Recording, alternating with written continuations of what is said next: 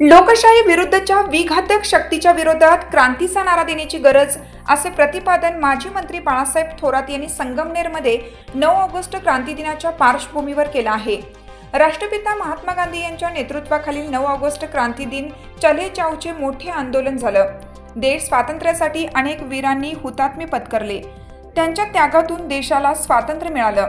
राज्यघटना आली, मात्र ज्या विचारांनी स्वातंत्र्य लढ्यामध्ये कोणतेही योगदान दिलं नाही, इंग्रजांविरुद्ध कोणतीही लढाई केली नाही, ते लोक आज जातीभेदाच्या नावावर दिशाभूल करण्याचा प्रयत्न करत आहेत। गरज आहे देश, लोकशाही आणि राज्यघटना वाचवण्याची। याकरिता या लोकशाही विरुद्धच्या विघातक शक्तीविरोधात क्रांतीचा नारा देण्याची मोठी गरज निर्माण झाली असल्याचे प्रतिपादन काँग्रेसचे राष्ट्रीय वर्किंग कमिटीचे सदस्य तथा माननीय प्रांताध्यक्ष बाळासाहेब थोरात यांनी केलं आहे। नेहरू चौक येथे अशोक स्तंभास क्रांती दिनानिमित्त अभिवादन केल्यानंतर ते बोलत होते। यावेळी माननीय आमदार डॉक्टर सुधीर तांबे, नगराध्यक्ष सौ दुर्गाताई तांबे, डॉक्टर जयश्रीताई थोरात, सोमेश्वर दिवटे, अजय फटांगरे, हिरालाल पगडाल, प्राध्यापक बाबा खरात, सुरेश झावरे, गजेंद्र नाकील, नितीन अभंग, अजित काकडे, अंबादास आडेप, जीवन पांचारिया, दिलीप जोशी, अभय खोजे, भारत शेलकर, निखिल पापडेजा, प्रमोद कडलक, सुभाष दिघे, बाळासाहेब काळे, जालिंदर ढोकरट आदी उपस्थित होते। यावेळी संगमनेर शहरामध्ये भव्य प्रभात फेरी काढण्यात आली।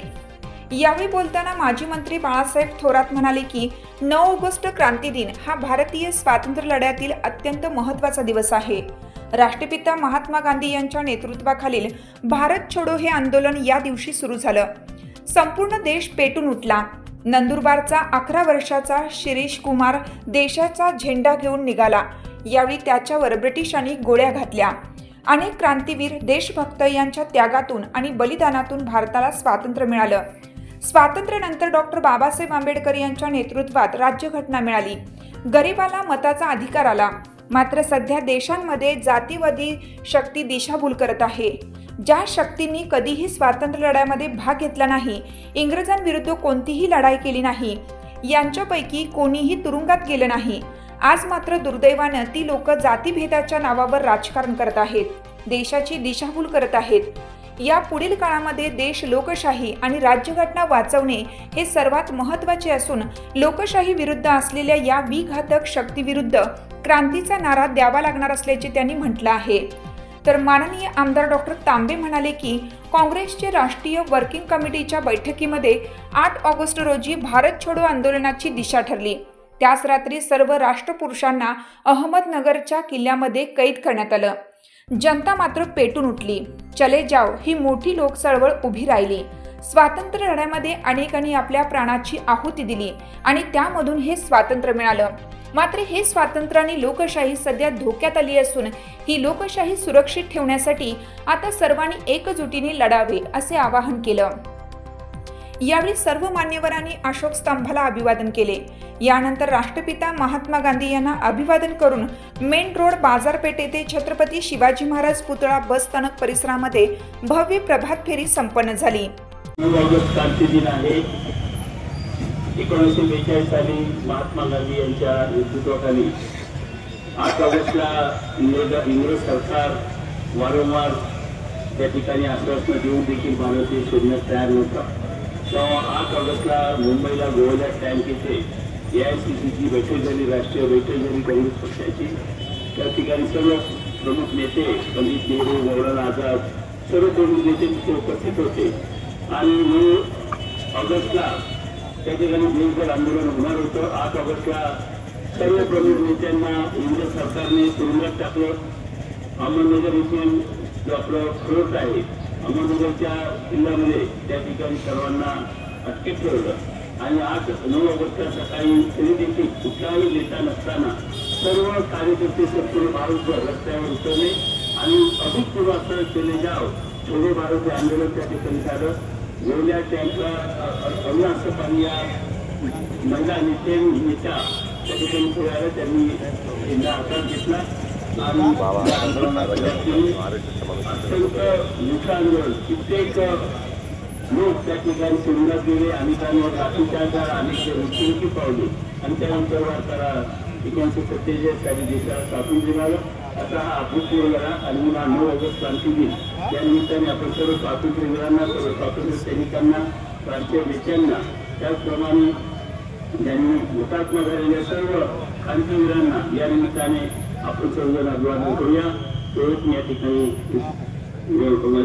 ठिकाणी उमत व्यक्त करतो. आणि आज देशावर एक वेगळ्या प्रकारची जबाबदारी आपल्या सर्व भारतीयांवर राहते. देशाचं स्वातंत्र्य, देशाची राज्यघटना अबाधित ठेवणं, देशाची लोकशाही अबाधित ठेवणं हे आव्हान आपल्या सर्वांना या ठिकाणी केल्याचे. त्यासाठी आपण सिद्ध होऊया, अशी शपथ आपण घेऊया. तरच खऱ्या अर्थाने आपण 9 ऑगस्ट क्रांती दिन साजरा केला करू. मी या निमित्ताने सर्व राष्ट्रीय नेत्यांनी, सर्व क्रांतीवीरांना अभिवादन करतो. भारत माता की जय, भारत माता की जय, भारत माता की जय. जय श्री राम, जय श्री राम.